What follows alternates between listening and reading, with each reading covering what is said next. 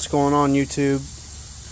Today I'm going to be showing y'all how to put on polyurethane bushings for a 2001 Silverado. There are no videos on YouTube on how to do these bushings. There's no instructions on any forums. Not even the bushing company themselves had really good instructions to do this. Just very generic instructions on a different vehicle that's not even the same. So before we start, I'll come over here and I'll show you a finished product. I've already done one so y'all can see what they look like.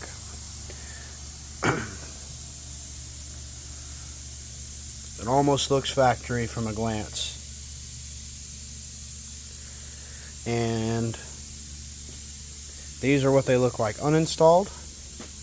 Just regular old red bushings, but they're polyurethane. They don't flex like rubber bushings, and they're much better for performance and handling and all that good stuff. Minus the fact that you'll feel every single bump in the road. But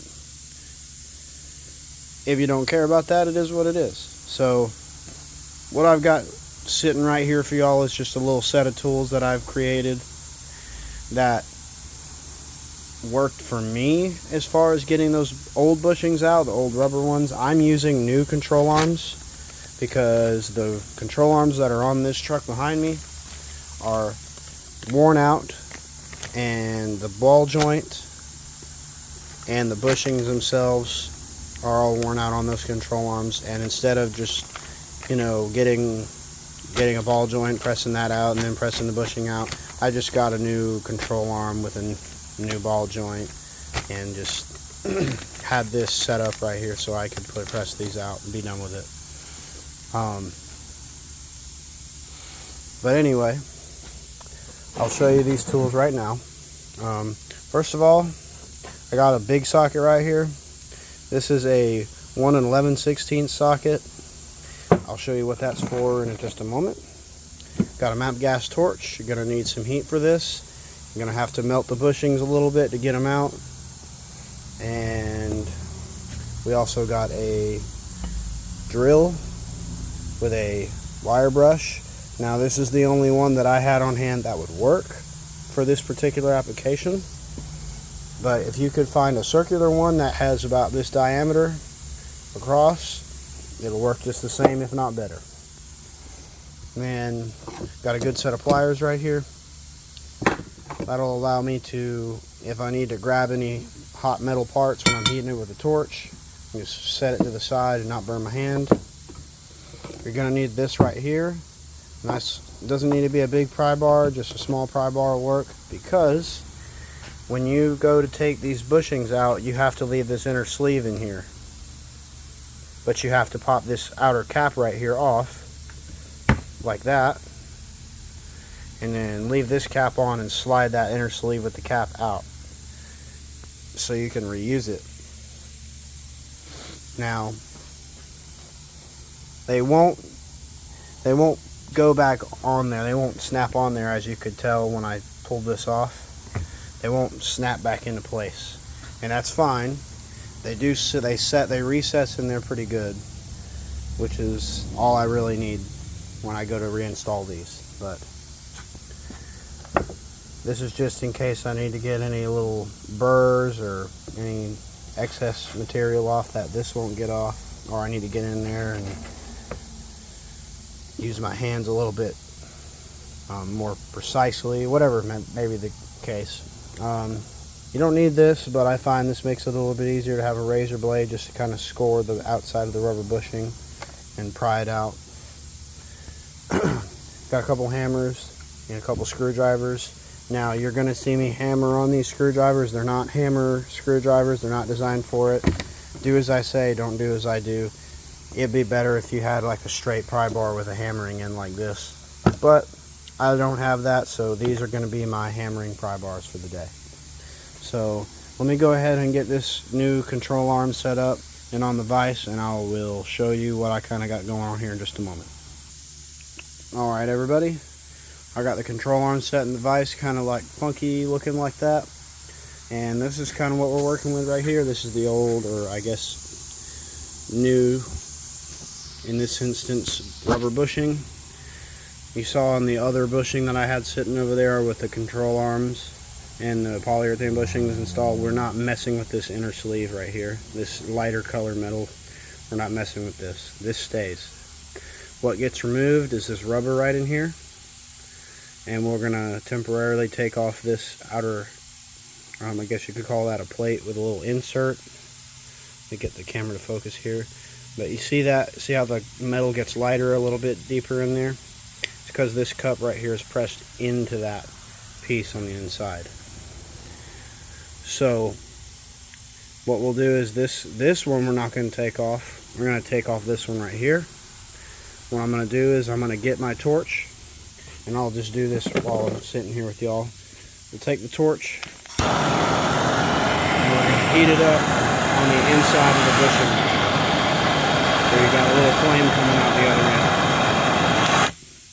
And I won't do that with one hand, but just to kind of show you what I'm doing. You're going to do that until you start seeing a little bit of smoke coming out. You don't want to catch the bushing on fire, obviously, because you get smoke and everything all over. But once you do that, it'll allow this to separate, and you can get this guy right here, kind of jam it up in between the bushing like so. Come on, camera focus. And you can just pry on it and it'll pop right out. So let me go ahead and get it to where I can demonstrate that, and I'll be right back with y'all. Alright y'all, as you can see, I got it pretty much almost popped all the way out. I could probably get it out by hand. Yep. And it's just a little sleeve that presses into there like so. Very simple. You can see the mark where I got my pry bar on there, and I just lifted it up. Comes right out, no problem. We'll set that to the side. And now the fun part begins of you got to separate this inner sleeve right here from the rubber, which is where it's kind of where that torch comes into play. I did not need to torch this to get that sleeve popped off. It popped off for me. It may pop off for y'all as well, but definitely we're going to need to heat this up now to separate this. And I'll show y'all in just a minute when I'm done torching, because I can't do this with one hand. I'll show you what that looks like. Alright y'all, that's fresh after heating. I got it to where it was just starting to smoke.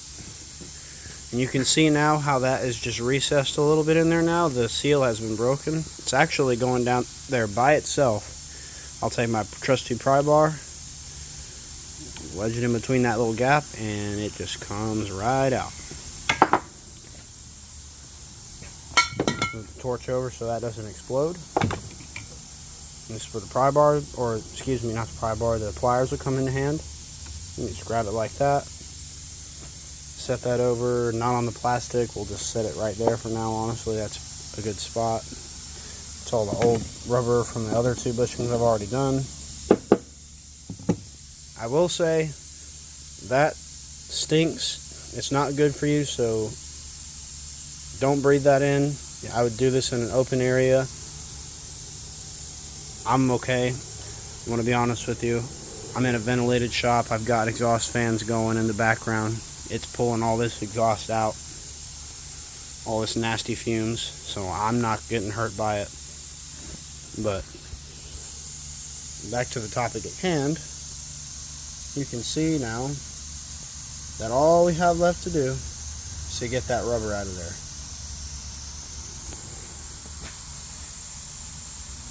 And this is the part that's going to be the most labor intensive, the most time consuming, because that rubber is on there. And you don't want to press out the inner sleeve, so you can't use a press, because if you try to press it, it's just going to fold that in and then push the whole thing out. So ask me how I know. I've already done it.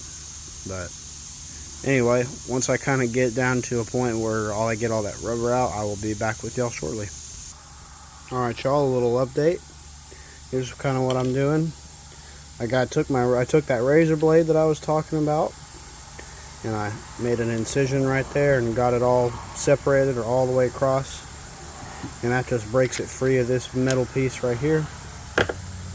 The next thing that I'm going to try to do is I'm going to get up in here with a screwdriver of some kind and just separate that rubber right there. Now, the reason you don't see me using heat right here on this is you'll just catch the rubber on fire and breathe in all those carcinogens, and you really don't want to do that. It's not good for your health. So I may use heat here, but if I do use heat, it's going to be on this outer piece here, and I also don't want to use too much heat there, because then this piece right here will just fall out, or it'll be a lot easier to mess up. So I will update y'all in a second again once I get to that point. Alright y'all, I'd say after about a solid 15 minutes of work, this is the finished product. Got a nice clean surface in there to work with. There's a little dirt and dust in there, but for the most part, there's no rubber left. Just a few scrape. I don't know if I can get the camera to focus. Come on now. Sorry about that, y'all. Just a few scrape marks in there from when I was digging some of the rubber out. Other than that, it's a pretty good surface to work with.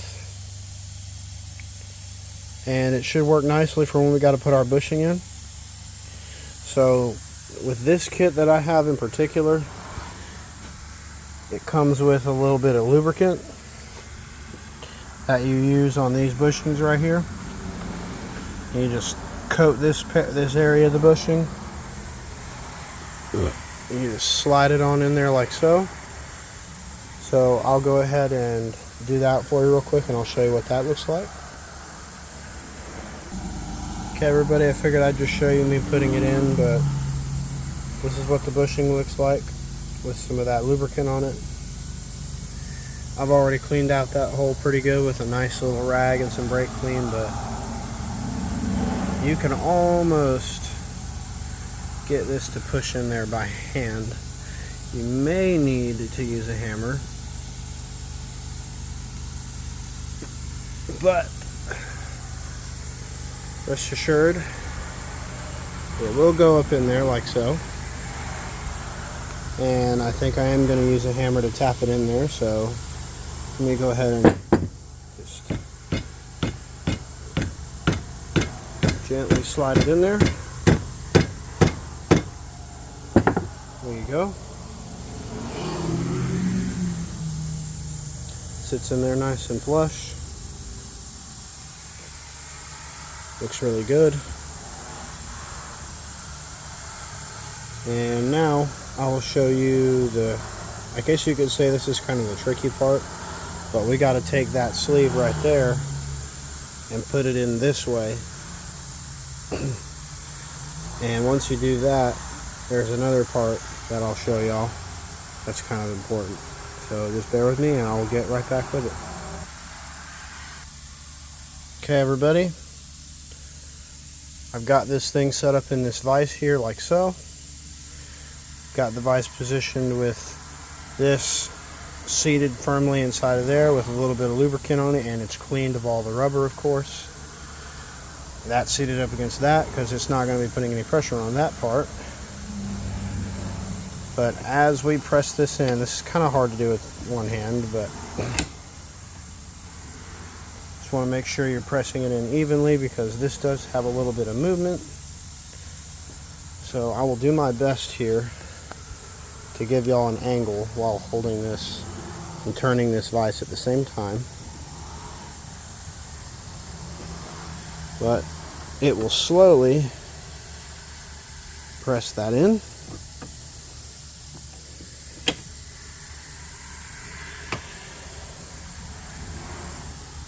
And you'll start to notice that on the other side it's going to pop the bushing out a little bit, which is fine. There's another step we will involve in this process.